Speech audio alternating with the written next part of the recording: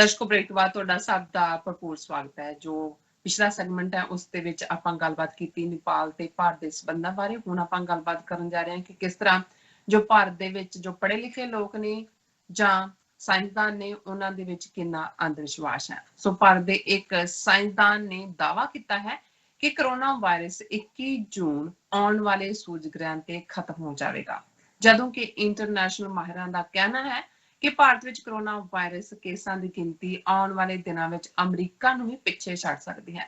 ਸੋ ਇਸ ਬਾਰੇ ਆਪਾਂ ਗੱਲਬਾਤ ਕਰਨ ਜਾ ਰਹੇ ਹਾਂ ਕਿ ਉਹਨਾਂ ਦੇ ਵਿੱਚ ਕਿੰਨਾ ਅੰਧ ਵਿਸ਼ਵਾਸ ਹੈ, ਕਿੰਨਾ ਜਹਾਲਤਪੁਣਾ ਹੈ ਉਹਨਾਂ ਦੇ ਵਿੱਚ। ਸੋ ਇਸ ਬਾਰੇ ਗੱਲਬਾਤ ਹੋਏਗੀ। ਸੋ ਇਸੇ ਹੀ ਸੈਗਮੈਂਟ ਦੇ ਵਿੱਚ ਆਪਾਂ ਗੱਲਬਾਤ ਕਰਾਂਗੇ ਗੁਰੂ ਅਰਜਨ ਸਾਹਿਬ ਜੀ ਦੀ ਜੋ ਸ਼ਹੀਦੀ ਹੈ ਉਸ ਬਾਰੇ, ਉਹਨਾਂ ਦੇ ਜੀਵਨ ਬਾਰੇ, ਉਹਨਾਂ ਦੀ ਸ਼ਹਾਦਤ ਪਾਉਂਦੇ ਰਹੇ ਤੁਹਾਡੇ ਨਾਲ ਵਿਚਾਰ ਚਰਚਾ ਕੀਤੀ ਜਾਏਗੀ। ਸੋ ਅਸੀਂ ਚਾਹਾਂਗੇ ਕਿ ਤੁਸੀਂ ਸਾਡੇ ਨਾਲ ਇਸੇ ਤਰ੍ਹਾਂ ਹੀ ਬਣੇ ਰਹਿਣਾ। ਦੇਖਣ ਸੁਣ ਲਈ ਤੁਹਾਡਾ ਸਭ ਦਾ ਬਹੁਤ ਬਹੁਤ ਸ਼ੁਕਰੀਆ ਜੀ। ਡਾਕਟਰ ਸਾਹਿਬ ਕੀ ਵਿਚਾਰਾਂ ਨੇ? ਦੇਖੋ, ਦੁਨੀਆ ਦੇ 1 ਬਿਲੀਅਨ 300 ਮਿਲੀਅਨ ਲੋਕ ਅੱਜ ਜਿਹੜੇ ਦੇਸ਼ ਦਾ ਨਾਂ ਭਾਰਤ, ਜਿਹੜਾ ਬ੍ਰਿਟਿਸ਼ ਕਾਲੋਨੀ ਸੀ, ਔਰ ਜਾਣ ਲੱਗੇ ਗਾਂਧੀ ਨਹਿਰੂ ਬ੍ਰਾਹਮਣ ਬਾਣੀਏ ਦੀ ਜੋੜੀ ਨੂੰ ਅੰਗਰੇਜ਼ ਗਿਫਟ ਕਰਕੇ ਗਏ, ਇੰਨੇ ਲੋਕ ਉੱਥੇ ਵਸਦੇ ਨੇ। ਦੁਨੀਆ ਦੀ ਲਗਭਗ 1/5 ਜਾਂ 1/6 ਆਬਾਦੀ ਉੱਥੇ ਵਸਦੀ ਹੈ। ਔਰ ਹਮੇਸ਼ਾ ਹੀ ਇਹਨਾਂ ਦੇ ਜਿੰਨੇ ਵੀ ਆਪਣੇ ਆਪ ਨੂੰ ਇੰਟੈਲੈਕਚੁਅਲ ਕਹਿਣ ਵਾਲੇ ਨੇ ਜਾਂ ਈਵਨ ਇਹਨਾਂ ਮੁਲਕਾਂ 'ਚ ਆ ਕੇ ਇਹਨਾਂ ਦੇ ਸਿਸਟਮ ਨੂੰ ਇਸਤੇਮਾਲ ਕਰਕੇ ਜਿਹੜੇ ਲੋਕ ਅੱਪਰ ਲੈਵਲ ਤੱਕ ਵੀ ਪਹੁੰਚੇ ਨੇ, ਉਹਨਾਂ ਨੇ ਕੁਛ ਨਾ ਕੁਛ ਹਾਸਲ ਕੀਤਾ ਹੈ। ਉਹ ਵੀ ਇੱਕ ਫੇਕ ਜਾਂ ਝੂਠਾ ਗੌਰਵ ਜਾਂ ਪ੍ਰਾਈਡ ਉਹ ਬਣਾਉਣ ਦੀ ਕੋਸ਼ਿਸ਼ ਕਰਦੇ ਨੇ। ਭਾਰਤ ਦੀ ਸਿਵਲਾਈਜੇਸ਼ਨ, ਭਾਰਤ ਦਾ ਥਾਟ, ਭਾਰਤ ਦੀ ਰੂਹਾਨੀਅਤ, ਭਾਰਤ ਦੀ ਸਾਇੰਸ ਦੀ ਤਰੱਕੀ, ਔਰ ਉਹਦੇ ਬਾਰੇ ਇਹਨਾਂ ਦੀਆਂ ਜਬਲੀਆਂ ਕਿਸ ਹੱਦ ਤੱਕ ਜਾਂਦੀਆਂ ਨੇ। ਉਹਦੇ 'ਚ ਤਾਂ ਉਹਨਾਂ ਦਾ ਇਹ ਵੀ ਕਹਿਣਾ ਹੈ ਕਿ ਭਾਈ ਪਲਾਸਟਿਕ ਸਰਜਨ ਵੀ ਉਹਨਾਂ ਦੇ ਸੀ, ਜਿਹੜੇ ਜਿਵੇਂ ਮੋਦੀ ਨੇ ਕਿਹਾ, ਦੇਖੋ ਹਾਥੀ ਦਾ ਸਿਰ ਗਣੇਸ਼ ਦੇ ਸਿਰ ਤੇ ਕਿਵੇਂ ਕੱਟੇ ਸਿਰ ਤੇ ਲਾ ਦਿੱਤਾ ਸੀ, ਕਿੰਨੀ ਸਾਡੀ ਕਾਮਯਾਬੀ ਸੀ। ਔਰ ਇਹਨਾਂ ਦੇ ਹੀ ਜਿਹੜੇ ਜੈਨੇਟਿਕਸ ਦੇ ਐਕਸਪਰਟ ਨੇ ਉਹ ਕਹਿੰਦੇ ਨੇ, ਦੇਖੋ ਉਦੋਂ ਜਿਹੜੇ ਜੇ 100 ਭਰਾ ਸੀ ਕੌਰਵ, ਕੋਈ ਮਾਂ ਨੇ ਥੋੜੀ ਜੰਮੇ, ਉਹ ਤਾਂ ਗਮਲਿਆਂ ਦੇ ਵਿੱਚ ਲਾਏ ਸੀ। ਔਰ ਦੇਖੋ ਸਾਡੀ ਸਾਇੰਸ ਆਫ ਜੈਨੇਟਿਕਸ, ਇਹ ਤਾਂ ਟਿਊਬਾਂ ਦੇ ਵਿੱਚ ਇਹਨਾਂ ਨੇ ਬੱਚੇ ਜੰਮੇ ਨੇ, ਟੈਸਟ ਟਿਊਬ ਬੇਬੀ ਨੇ ਸਾਡੇ ਗਮਲਿਆਂ ਦੇ ਵਿੱਚ ਸੀ।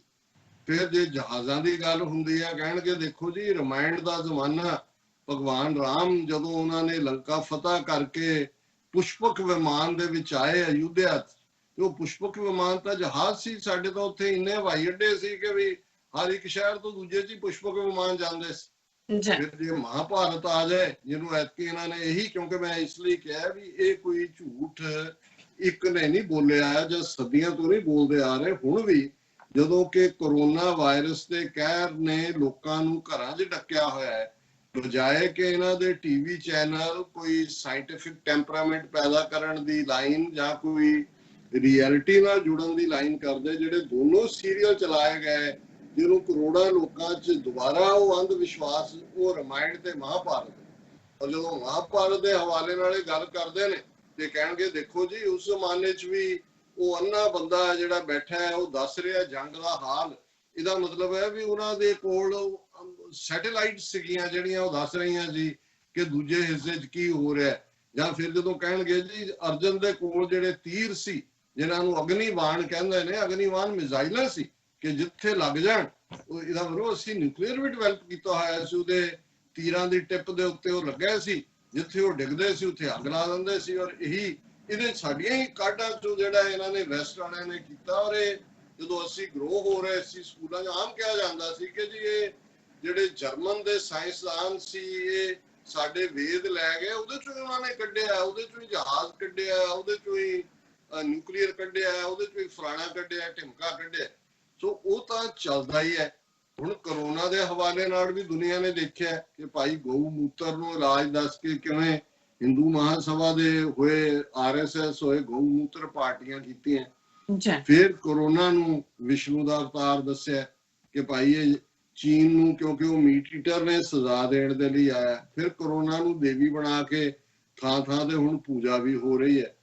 2 ਦਿਨ ਹੀ ਪਹਿਲਾਂ ਇਸ ਹਵਾਲੇ ਨਾਲ ਵੀ ਸੀ ਕਿ ਜੀ ਬਿਹਾਰ ਦੇ ਇਲਾਕੇ 'ਚ ਇੱਕ ਥਾਂ ਤੇ ਉਹਨਾਂ ਦਾ ਜਿਹੜਾ DM ਹੈ ਉਹ ਪੂਰਾ ਲੀਡ ਕਰ ਰਿਹਾ ਕਰਾਊਡ ਨੂੰ, ਇੱਕ ਮੰਦਿਰ 'ਚ ਜਾ ਕੇ ਜਿੱਥੇ ਕਿ ਉੱਥੋਂ ਉਹਨੂੰ ਜਿਹੜੀ ਹੈ ਮਹਾਂਕਾਲੀ ਨੂੰ ਸ਼ਰਾਬ ਚੜਾਈ ਜਾ ਰਹੀ ਹੈ ਕਿ ਭਾਈ ਕਰੋਨਾ ਦਾ ਕਹਿ, ਸਾਰੇ ਲੋਕ ਤੁਰੇ ਹੋਏ ਨੇ ਨਾਲ ਨਾਲ, ਅਫੀਸ਼ੀਅਲ ਪੁਲਿਸ ਵੀ, ਕਿ ਭਾਈ ਇਹ ਸ਼ਰਾਬ ਉਹਨੂੰ ਭੇਟ ਕਰ ਰਹੇ ਨੇ, ਮਦਿਰਾ ਉਹਨੂੰ ਕਹਿੰਦੇ ਨੇ, ਕਿ ਜੀ ਉਹ ਠੀਕ ਕਰ ਦੇਗੀ, ਕਾਲੀ ਮਾਂ ਹੀ ਹੈ ਜਿਹੜੀ ਇਹ ਕਰੋਨਾ ਦਾ ਕਰੋਪ ਲੈ ਕੇ ਆਈ ਹੈ।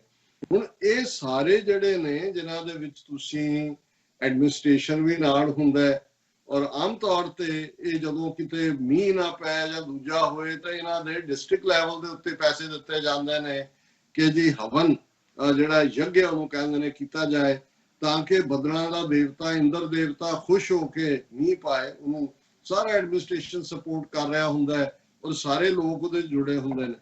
ਹੁਣ ਇੱਕ ਪਾਸੇ ਰਿਪੋਰਟਾਂ ਇਹ ਨੇ, ਔਰ ਪ੍ਰੈਜ਼ੀਡੈਂਟ ਟਰੰਪ ਨੇ ਬਿਲਕੁਲ ਠੀਕ ਕਿਹਾ, ਉਹਨੇ ਕਿਹਾ ਕਿ ਵੀ ਇੰਡੀਆ ਦੇ ਵਿੱਚ ਸਾਡੇ ਨਾਲੋਂ ਜ਼ਿਆਦਾ ਕੇਸ ਨੇ ਕਰੋਨਾ ਦੇ, ਪਰ ਉੱਥੇ ਟੈਸਟ ਨਹੀਂ ਹੋ ਰਹੇ, ਇਸ ਲਈ ਪਤਾ ਨਹੀਂ ਲੱਗ ਰਿਹਾ।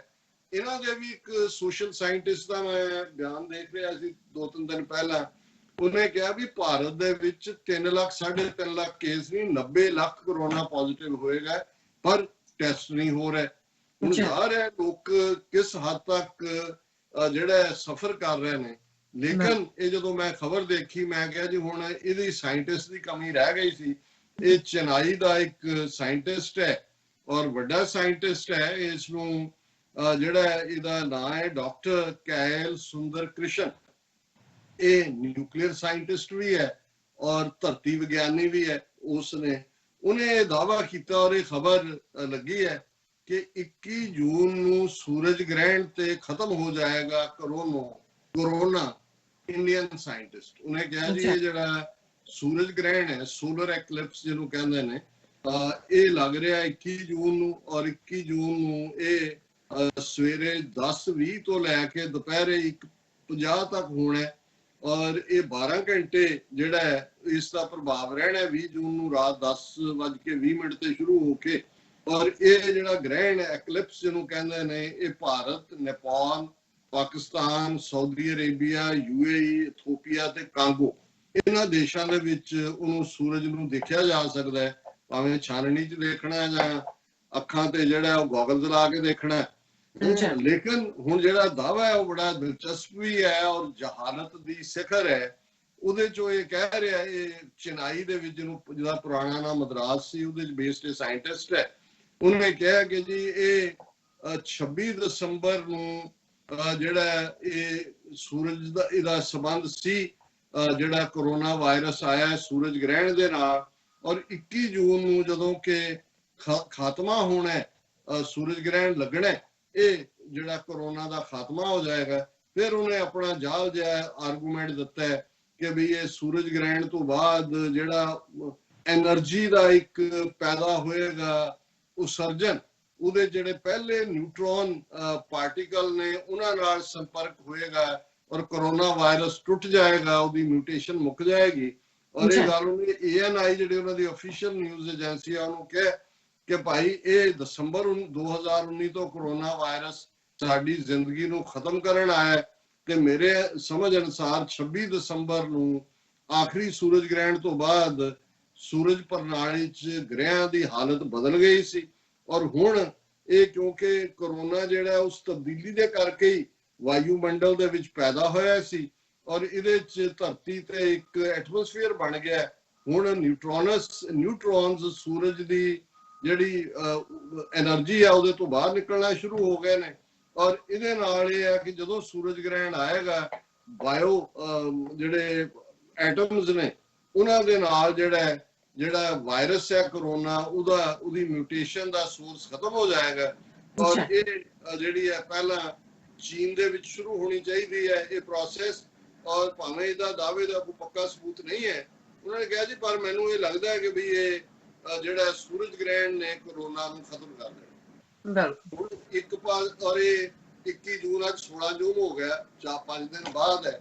ਹੁਣ ਤੁਸੀਂ ਅੰਦਾਜ਼ਾ ਲਾਓ ਵੀ ਇਸ ਲੈਵਲ ਦੇ ਸਾਇੰਟਿਸਟ, ਹੁਣ ਜੇ ਚੀਨ ਦੇ ਨਾਲ ਇਹਨਾਂ ਨੇ ਸਿਰ ਫਸਾਇਆ ਜਾ ਕੇ, ਜ਼ਾਹਰ ਹੈ ਕਿ ਬਈ ਇਹਨਾਂ ਨੇ ਜੋਤਸ਼ੀਆਂ ਨੇ ਇਹਨਾਂ ਨੂੰ ਕਿਹਾ ਹੋਵੇਗਾ ਕਿ ਭਾਈ ਹੁਣ ਜਿਹੜਾ ਰਾਹੂ ਕੇਤੂ ਦੂਰ ਚਲੇ ਗਏ, ਉਹ ਚੀਨ ਦੀ ਕੁੰਡਲੀ 'ਚ ਆ ਗਏ ਨੇ, ਸਾਡੇ ਜਿਹੜਾ ਹੈ ਉਹ ਤਾਂ ਅਬ ਮੰਗਲ ਔਰ ਵੀਨਸ ਔਰ ਪੂਰਾ, ਔਰ ਕਰ ਦਿਓ ਹਮਲਾ। ਲਦਾਖ ਵੀ ਤੁਹਾਡਾ, ਲਦਾਖ ਦੇ ਨਾਲ ਅਕਸਾਈ ਚਿੰਨ ਵੀ ਤੁਹਾਡਾ ਔਰ ਤਿੱਬਤ ਵੀ ਤੁਹਾਡਾ, ਤੁਹਾਡੀ ਤਾਂ ਫਤਹ ਹੀ ਫਤਹ ਦੱਸ ਰਹੇ ਨੇ। ਔਰ ਇਹ ਮੰਨਦੇ ਰਹੇ ਨੇ ਇਸ ਗੱਲਾਂ ਨੂੰ। ਪਹਿਲੇ ਪੀਰੀਅਡ 'ਚ ਵੀ ਇਹ ਮੰਨ ਕੇ ਤੁਰੇ ਸੀ ਕਿ ਵਾਕਿਆ ਹੀ ਕਰੋਨਾ ਵਿਸ਼ਨੂੰ ਦਾ ਅਵਤਾਰ ਹੈ ਔਰ ਦੁਨੀਆ, ਚੀਨ ਪ੍ਰਬੰਧ ਕਰ ਰਿਹਾ ਸੀ ਵੀ ਰੋਕਣਾ ਕਿਵੇਂ ਹੈ। ਇਹ ਪ੍ਰੈਜ਼ੀਡੈਂਟ ਟਰੰਪ ਨੂੰ ਸੱਦ ਕੇ ਫਰਵਰੀ ਦੇ ਮਹੀਨੇ ਜਿਹੜਾ ਉਹ ਉੱਥੇ ਅਹਿਮਦਾਬਾਦ ਦੇ ਵਿੱਚ ਵੀ ਔਰ ਇਹਨਾਂ ਦਾ ਟੱਬਰ ਮੁੰਬਈ ਦੇ ਵਿੱਚ ਵੀ ਇਹ ਫੈਲਾ ਰਹੇ ਸੀ ਸਾਰਿਆਂ ਨੂੰ ਕਰੋਨਾ ਨੂੰ। ਸੋ ਕੁੱਲ ਮਿਲਾ ਕੇ ਮੈਂ ਸਮਝਦਾ ਕਿ ਵੀ ਇਹ ਜਿਹੜਾ ਪਾਰਟ, ਜਿਹੜੀ ਜਹਾਲਤ ਹੁੰਦੀ ਹੈ ਔਰ ਖਾਸ ਤੌਰ ਤੇ ਜਦੋਂ ਹਾਕਮ ਔਰ ਜਿਨ੍ਹਾਂ ਲੋਕਾਂ ਨੇ ਅਗਵਾਈ ਦੇਣੀ ਹੈ, ਲੀਡਰਸ਼ਿਪ ਦੇਣੀ ਹੈ, ਉਹ ਜਹਾਲਤ ਦਾ ਮੁਜ਼ਾਹਰਾ ਕਰ ਰਹੇ ਹੋਣ ਤੇ ਫਿਰ ਯਥਾ ਰਾਜਾ ਤਥਾ ਪ੍ਰਜਾ, ਇਹਨਾਂ ਦਾ ਹੀ ਸ਼ਲੋਕ ਹੈ ਸੰਸਕ੍ਰਿਤ ਦਾ ਕਿ ਜੋ ਜਿਹਾ ਰਾਜਾ ਹੁੰਦਾ ਹੈ ਉਹ ਜਿਹੀ ਪ੍ਰਜਾ ਹੁੰਦੀ ਹੈ। ਸਾਡੇ ਸਧਾਰਨ ਚ ਕਹਿ ਦਿੰਦੇ ਨੇ ਕਿ ਭਾਈ ਜੋ ਜਿਹੀ ਕੋਕੋ ਉਹ ਜਿਹੇ ਕੋਕੋ ਦੇ ਨਿਆਣੇ। ਹੁਣ ਜ਼ਾਹਰ ਹੈ ਕਿ ਵੀ ਜੇ ਅਮਿਤ ਸ਼ਾਹ ਔਰ ਮੋਦੀ ਇਸ ਲੈਵਲ ਦੇ ਲੋਕ ਜਿਹੜੇ ਕਿ ਪਲਾਸਟਿਕ ਸਰਜਰੀ ਵੀ ਆਪਣੀ ਮੰਨਦੇ ਨੇ, ਔਰ ਮੈਂ ਜੋ ਬਿਆਨ ਕੀਤਾ ਹੈ ਕਿਸੇ ਛੋਟੇ ਨੇ, ਇਹਨਾਂ ਦੀ ਹਕੂਮਤ ਦੇ ਮਿਨਿਸਟਰਾਂ ਨੇ ਔਰ ਇਹਨਾਂ ਦੇ ਵਿੱਚ ਈਵਨ ਡਾਕਟਰ ਹਰਸ਼ਵਰਧਨ ਜਿਹੜਾ ਖੁਦ ਕੁਆਲੀਫਾਈਡ ਡਾਕਟਰ ਹੈ, ਜਿਹੜਾ ਮੈਡੀਕਲ ਕਾਲਜ ਚੋਂ ਨਿਕਲਿਆ ਹੋਇਆ, ਉਹਦੇ ਵੀ ਤੁਸੀਂ ਬਿਆਨ ਸੁਣੋ ਤੇ ਤੁਹਾਨੂੰ ਲੱਗਦਾ ਹੈ ਕਿ ਵੀ ਇਹ ਕਿਸ ਦੁਨੀਆ 'ਚ ਰਹਿ ਰਹੇ ਲੋਕ ਨੇ। ਔਰ ਅਸੀਂ ਸਮਝਦੇ ਹਾਂ ਕਿ ਵੀ ਜਦੋਂ ਤੁਸੀਂ ਫਿਰ ਇਸ ਕਿਸਮ ਦੇ ਗਧਿਆਂ ਨੂੰ ਜਿਹੜੇ ਤੁਹਾਨੂੰ ਬਾਰ-ਬਾਰ ਸੁੱਟਦੇ ਨੇ, ਔਰ ਇਹ ਅਫਰੀਕਨ ਇੱਕ ਬੜੀ ਪਪੂਲਰ ਕਹਾਵਤ ਹੈ ਕਿ ਗਧਾ ਵੀ ਜਿਸ ਥਾਂ ਤੋਂ ਤਿਲਕ ਕੇ ਡਿੱਗਦਾ ਉਸ ਥਾਂ ਵੱਲ ਉਹ ਦੁਬਾਰਾ ਮੂੰਹ ਨਹੀਂ ਕਰਦਾ, ਉਹਨੂੰ ਵੀ ਪਤਾ ਹੁੰਦਾ ਵੀ ਮੈਂ ਇੱਥੇ ਡਿੱਗਿਆ। ਪਰ ਇਹ ਕਿਸ ਕਿਸਮ ਦੀ ਜਹਾਲਤ ਦਾ ਸ਼ਿਕਾਰ ਲੋਕ ਨੇ ਕਿ ਉਹੀ ਧੋਖੇਬਾਜ਼ ਲੋਕ ਬਾਰ-ਬਾਰ ਝੂਠ ਬੋਲ ਕੇ ਧੋਖਾ ਦੇ ਰਹੇ ਨੇ ਔਰ ਇਹ ਉਸ ਦੇ ਵਿੱਚ ਜਿਹੜੇ ਨੇ ਫਸਦੇ ਜਾ ਰਹੇ ਨੇ। ਸੋ ਜ਼ਾਹਰ ਹੈ ਵੀ ਇੱਕ ਪਾਸੇ ਇਹਨਾਂ ਦੀ ਧੋਖੇਬਾਜ਼ ਫਰਾਡ ਸਿਵਲਾਈਜੇਸ਼ਨ ਦੇ ਨਾਂ ਥੱਲੇ ਵੈਦਿਕ ਸੰਸਕ੍ਰਿਤੀ, ਬ੍ਰਾਹਮਣਵਾਦ, ਤੇ ਦੂਸਰੇ ਪਾਸੇ ਉਸ ਧਰਤੀ ਦੇ ਉੱਤੇ ਗੁਰੂ ਨਾਨਕ ਸਾਹਿਬ ਦੀ ਆਮਦ ਦੇ ਨਾਲ ਗੁਰਮਤ ਦੀ ਵਿਚਾਰਧਾਰਾ, ਜਿਹੜੀ ਗੁਰਮਤ ਵਿਚਾਰਧਾਰਾ ਗਾਡੀ ਰਾਹ ਜਿਸ ਦੇ ਉੱਤੇ ਸਾਰੇ ਤੁਰ ਸਕਦੇ ਨੇ, ਜਿਹੜੀ ਉਹ ਵਿਚਾਰਧਾਰਾ ਜਿਹੜੀ ਕਿ ਹੱਸਣਦਿਆਂ, ਖਿਲੰਦਿਆਂ, ਪਹਿਨੰਦਿਆਂ, ਖਾਵੰਦਿਆਂ ਵਿੱਚੇ ਹੋਵੇ ਮੁਕਤ, ਕਿ ਜੀਵਨ ਦੇ ਤੁਸੀਂ ਸਾਰੇ ਆਨੰਦ ਮਾਣਦੇ ਆ ਵੀ ਰੱਬ ਦੇ ਨਾਲ ਜੁੜ ਸਕਦੇ ਹੋ।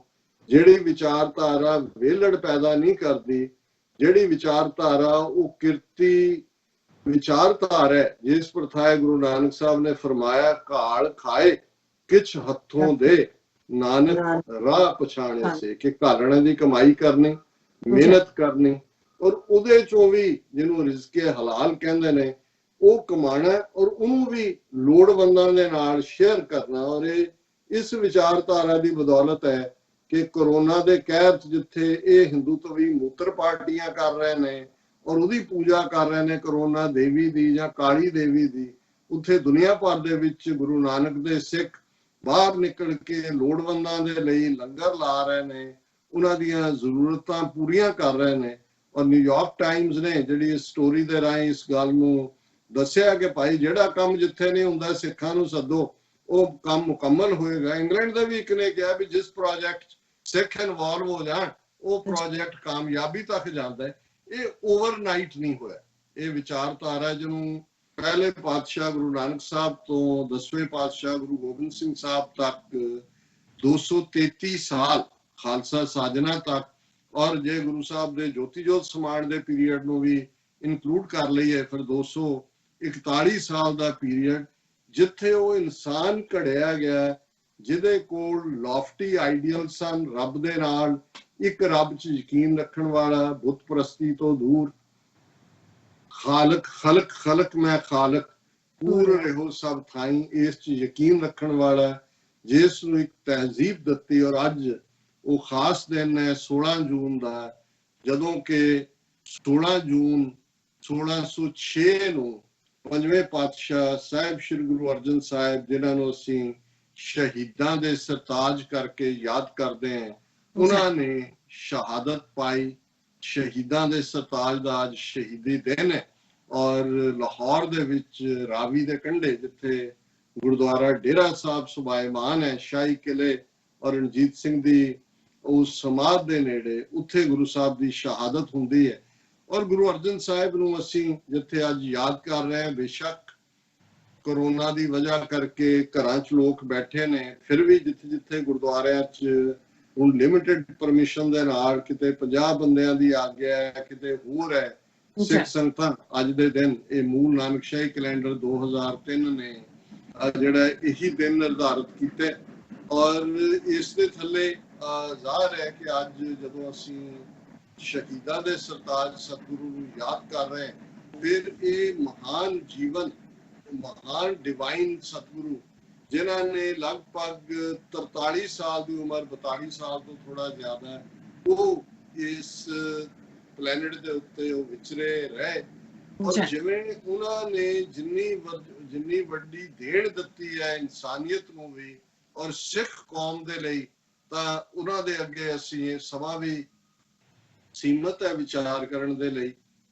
लगभग 18 साल की उम्र गुरु गद्दी ते बैठते ने चौथे पातशाह साहिब श्री गुरु रामदास जी, उन्होंने पिता ने माता भानी दे सपुत्र ने, और किवें लगभग इस 23-24 साल के गुरगद्दी पीरीयड दे विच दरबार साहब का तोहफा जिस दी नींह साईं मियां मीर तो रखवाई जाती है, गुरु ग्रंथ साहिब के रूप च वो इंसानियत का ग्रंथ जिस गुरु ग्रंथ साहिब च 2218 शब्द गुरु अर्जन साहिब दे ने, सब तो ज्यादा ये बाणी है। और गुरु ग्रंथ साहिब दरबार साहब दे विच स्थापित करके जिहदे 4 दरवाजे ये मैसेज दिंदे ने कि कबीर जह दर आवत जाते हो हटकै नाही कोय, सो दर कैसे छोड़ी है जो दर ऐसा होए।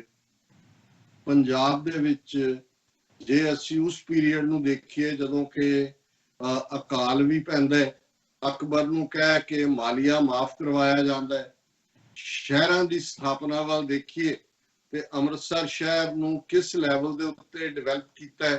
छेहरटा जिहड़ा कि अज अमृतसर दे नाल ही रल गया, अपने आप च एक टाउनशिप भी सी और 6 हर्टां वाला खूह एस्टैबलिश करके एग्रीकल्चर के हवाले नाल मैसेज की दिता है। फिर जिहड़े शहर अज सानू लगदा है भी वस रहे ने, वड्डा शहर तरनतारन शहर भी गुरु अर्जन साहब ने वसाया। जलंधरों अमृतसर जाइए तो पहला वड्डा कस्बा करतारपुर साहब आंदा है, ये डिफरेंट करतारपुर है, ये गुरु अर्जन साहब ने वसाया। हरगोबिंदपुर बेशक वो 6वें पातशाह के नाम से और डिवेलप उन्होंने गुरु हरगोबिंद साहब ने किया, पर करतारपुर का शहर का नींह पत्थर भी गुरु अर्जन साहब ने रखे और उन्हों का जीवन इस कदर इंसानियत के लिए कोड़ी आश्रम तरनतारन दे विच, लाहौर च अकाल दे वेले मौतां हो रही ने, किवें वो खुद उस सारे प्रबंध नूं सुपरवाइज कर रहे ने, जिहदे च दफनाण दा और संस्कार दा प्रबंध जिहड़े लोग मर रहे ने ये कीता जांदा है। और जदों असीं पहले शहीद गुरु शहीदां दे सरताज करके गुरु अर्जन साहब नूं याद करदे हैं ते ज़ाहिर है कि इसका एक सबब है कि किवें जिन्नी देर अकबर दिल्ली का बादशाह रहिंदा है वो गुरु अर्जन साहिब नूं मिलण भी आंदा है, उस तो पहला गुरु अमरदास जी नूं भी मिलण आया। वो समझदा है कि सिक्खी परंपरा दे विच किवें टॉलरेंस है।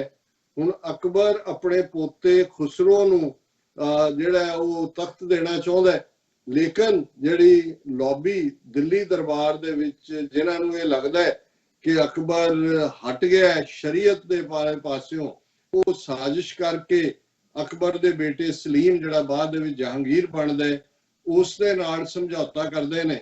और जिहड़ी गुरु अर्जन साहब दी शहादत है इस कोई शक नहीं कि ये दोनों ही फोर्सेस रलदियां ने। एक पासे ब्राह्मणवादी फोर्सेस ने जिन्हां दी अगवाई चंदू करदा है जिहड़ा कि रेवन्यू दे विच खास वजीर है जां उच्चा अहुदेदार है, लाहौर च बेस्ड है, और दूसरे पासे वो लॉबी है जिन्हां नूं गुरु अर्जन साहिब दी हरमन प्यारता साईं मियां मीर और यही नहीं, क्योंकि जे तां असीं सैकेंडरी सोर्स की गल करिए फिर तो ਉਹਦੇ हो सकता है कि किसी ने कोई रला किया होए, पर जिस जदों असीं गुरु अर्जन साहब की शहादत दे लई जहांगीर नूं जिम्मेवार मानते हैं ते ज़ाहिर है कि उसकी अपनी ऑटोबायोग्राफी तौज़के जहांगीरी दे विच उसने इकबाल किया इस गल का कि किवें गुरु अर्जन साहिब नूं उसदे हुक्मां थल्ले ਸ਼ਹੀਦ ਕੀਤਾ ਗਿਆ।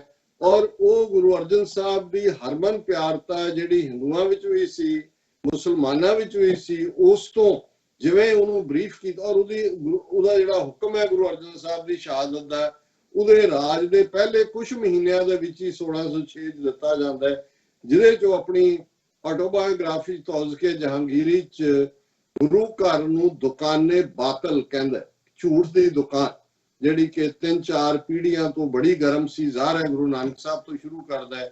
ਔਰ ਉਹਨੇ ਕਿਹਾ ਵੀ ਮੇਰੀ ਇੱਛਾ ਸੀ ਕਿ ਵੀ ਮੈਂ ਇਹ ਦੁਕਾਨ ਬੰਦ ਕਰ ਦਿਆਂ ਜਾਂ ਗੁਰੂ ਅਰਜਨ ਨੂੰ ਇਸਲਾਮ ਦੇ ਦਾਇਰੇ ਵਿੱਚ ਲੈ ਆਵਾਂ। ਸੋ ਇਹ ਇੱਕ ਜਿਹੜੀ ਸਾਜ਼ਿਸ਼ ਹੈ ਜਿਹਦੇ ਚ ਉਹ ਕੱਟੜਵਾਦੀ ਲੌਬੀ, ਜਿਹਨੂੰ ਕਦੇ ਵੀ ਟੋਲਰੈਂਸ ਦੀ ਦੁਨੀਆ ਪਸੰਦ ਨਹੀਂ ਹੈ, ਔਰ ਹਿੰਦੂਤਵਾਦੀ ਲੌਬੀ, ਬ੍ਰਾਹਮਣਵਾਦੀ ਲੌਬੀ, ਜਿਸ ਦਾ ਸਰਗਣਾ ਚੰਦੂ ਹੈ। ਔਰ ਜ਼ਾਹਰ ਹੈ ਕਿ ਜੋ ਇਲਜ਼ਾਮ ਲਾਇਆ ਜਾਂਦਾ ਉਹ ਇਹ ਹੈ ਕਿ ਖੁਸਰੋ ਜਹਾਂਗੀਰ ਦਾ ਲੜਕਾ ਜਦੋਂ ਬਗਾਵਤ ਕਰਦਾ ਆਪਣੇ ਪਿਓ ਦੇ ਖਿਲਾਫ, ਔਰ ਉਹ ਲੰਘਦਾ ਪੰਜਾਬ ਚੋਂ ਤੇ ਗੋਇੰਦਵਾਲ ਸਾਹਿਬ ਉਹ ਗੁਰੂ ਅਰਜਨ ਸਾਹਿਬ ਦੇ ਦਰਸ਼ਨਾਂ ਨੂੰ ਆਉਂਦਾ ਹੈ। ਔਰ ਜਿਹੜੀ ਰਿਪੋਰਟ ਪਹੁੰਚਾਈ ਗਈ ਕਿ ਗੁਰੂ ਅਰਜਨ ਸਾਹਿਬ ਨੇ ਉਹਨੇ ਲੰਗਰ ਚ ਲੰਗਰ ਛਕਿਆ, ਗੁਰੂ ਸਾਹਿਬ ਨੇ ਉਹਨੂੰ ਬਲੈਸ ਕੀਤਾ ਔਰ ਲੋੜੀਂਦਾ ਜਿਹੜੀ ਆ ਉਹਦੀ ਮਦਦ ਕੀਤੀ ਤਾਂ ਕਿ ਉਹ ਦਰਿਆ ਕ੍ਰਾਸ ਕਰ ਜਾਏ। ਹਾਲਾਂ ਬਾਅਦ ਦੇ ਵਿੱਚ ਖੁਸਰੋ ਫੜਿਆ ਜਾਂਦਾ ਹੈ, ਜਹਾਂਗੀਰ ਦਾ ਆਪਣਾ ਬੇਟਾ ਹੈ, ਔਰ ਉਹਨੂੰ ਅੰਨਾ ਕਰ ਦਿੱਤਾ ਜਾਂਦਾ ਹੈ ਪਿਓ ਵੱਲੋਂ। ਔਰ ਗੁਰੂ ਅਰਜਨ ਸਾਹਿਬ ਨੂੰ ਹਕੂਮਤ ਦਾ ਬਾਗੀ ਬਣਾਇਆ ਜਾਂਦਾ ਹੈ ਕਿ ਉਹਨਾਂ ਨੇ ਹਕੂਮਤ ਦੇ ਬਾਗੀ ਖੁਸਰੋ ਦੀ ਮਦਦ ਕੀਤੀ। ਔਰ ਇਸ ਸਾਰੇ ਦੇ ਥੱਲੇ ਗੁਰੂ ਅਰਜਨ ਸਾਹਿਬ ਨੂੰ ਜਿਹੜਾ ਉਹ ਲਾਹੌਰ ਦੇ ਵਿੱਚ ਤਲਬ ਕੀਤਾ ਜਾਂਦਾ ਹੈ। ਗੁਰੂ ਅਰਜਨ ਸਾਹਿਬ 5 ਸਿੱਖਾਂ ਦੇ ਨਾਲ, ਭਾਈ ਜੇਠਾ ਜੀ, ਭਾਈ ਲੰਗਾਹਾ ਜੀ, ਭਾਈ ਪਿਰਾਣਾ ਜੀ ਆਦਿਕ ਦੇ ਨਾਲ ਜਿਹੜਾ ਲਾਹੌਰ ਆਉਂਦੇ ਨੇ। ਔਰ ਜਿਵੇਂ ਜੋ ਫਤਵਾ ਸੁਣਾਇਆ ਗਿਆ ਉਹਨਾਂ ਨੂੰ ਚੰਦੂ ਦੇ ਹਵਾਲੇ ਜਿਹੜਾ ਉਹ ਕਰ ਦਿੱਤਾ ਜਾਂਦਾ ਹੈ, ਕਿਉਂਕਿ ਚੰਦੂ ਦੀ ਆਪਣੀ ਪ੍ਰੈਜੁਡਿਸ ਵੀ ਹੈ। ਬ੍ਰਾਹਮਣਵਾਦ ਨੂੰ ਵੀ ਇਹ ਬੜਾ ਖਤਰਨਾਕ ਲੱਗਦਾ ਸੀ ਕਿ ਭਾਈ ਇਹ ਜਿਹੜਾ ਧਰਮ ਜਿਸ ਦਾ ਦਰਬਾਰ ਸਾਹਿਬ ਮੁਕਾਮ ਬਣ ਗਿਆ ਹੈ, ਗੁਰੂ ਗ੍ਰੰਥ ਸਾਹਿਬ ਦੇ ਰੂਪ ਚ ਸਾਂਝੀ ਵਾਲਤਾ ਦੀ ਗੱਲ ਹੈ, ਇਹ ਬ੍ਰਾਹਮਣਾਂ ਦਾ ਜਿਹੜਾ ਸ਼ਾਸਤਰ ਵੇਦਾਂ ਦਾ ਧਰਮ ਹੈ ਉਸ ਦੀ ਧੁਨੀ ਚ ਤੀਰ ਮਾਰਦਾ ਹੈ। ਸੋ ਉਹ ਆਪਣੀ ਹਵੇਲੀ ਚ ਲਿਜਾ ਕੇ ਕਿਵੇਂ 3 ਦਿਨ ਗੁਰੂ ਅਰਜਨ ਸਾਹਿਬ ਨੂੰ ਟਾਰਚਰ ਕੀਤਾ ਜਾਂਦਾ ਹੈ। ਪਹਿਲੇ ਦਿਨ ਬਲਦੀ ਜਿਹੜੀ ਅੱਗ ਦੇ ਉੱਤੇ ਤਵੀ ਰੱਖੀ ਹੋਈ ਹੈ ਉਸ ਤੇ ਬਹਿਣ ਲਈ ਕਿਹਾ ਜਾਂਦਾ ਹੈ, ਔਰ ਉਹਨਾਂ ਦਾ ਸਾਰਾ ਬਦਨ ਜਿਹੜਾ ਉਹ ਛਾਲੋ ਛਾਲੀ ਹੋ ਜਾਂਦਾ ਹੈ। ਅਗਲੇ ਦਿਨ ਉਸ ਤਵੀ ਦੇ ਉੱਤੇ ਹੀ ਜਿੱਥੇ ਉਹਨਾਂ ਨੂੰ ਬਿਠਾਇਆ ਫਿਰ ਬਿਠਾਇਆ ਜਾਂਦਾ ਹੈ, ਔਰ ਸਿਰ ਦੇ ਉੱਤੇ ਗਰਮ ਰੇਤ ਪਾਈ ਜਾਂਦੀ ਹੈ ਪੜ ਭੁੰਜੇ ਨੂੰ ਸੱਦ ਕੇ। ਔਰ ਤੀਸਰੇ ਦਿਨ ਫਿਰ ਉਹਨਾਂ ਨੂੰ ਉਬਲਦੀ ਦੇਗ ਦੇ ਵਿੱਚ ਜਿਹੜਾ ਬਿਠਾ ਕੇ ਜਿਹੜਾ ਉਹ ਬਿਲਕੁਲ ਉਹਨਾਂ ਦਾ ਸਾਰਾ ਵਜੂਦ ਹੀ ਜਿਹੜਾ ਉਹ ਛਾਲਿਆਂ ਦੇ ਨਾਲ ਹੈ।